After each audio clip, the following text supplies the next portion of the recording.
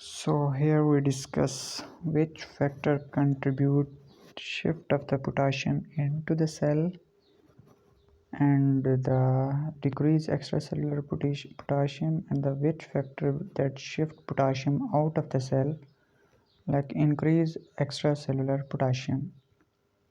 So insulin shift the potassium into the cell like it treat the hyperkalemia, aldosterone, and the beta agonist and the alkalosis. These are the factors which shift potassium into the cell, are used as a treatment for hyperkalemia.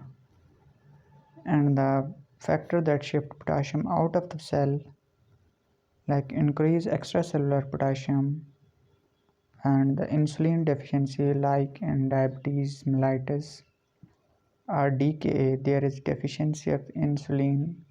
This leads to the increased extracellular potassium or hyperkalemia. And the aldosterone deficiency like in Addison disease, hypoaldosteronism, this leads to the increased extracellular potassium.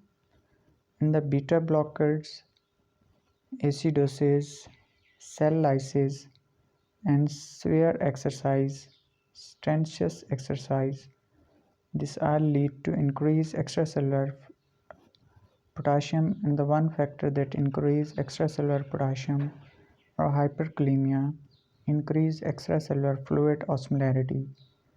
So these are the factors that shift potassium into the cell and the out of the cell. Thank you.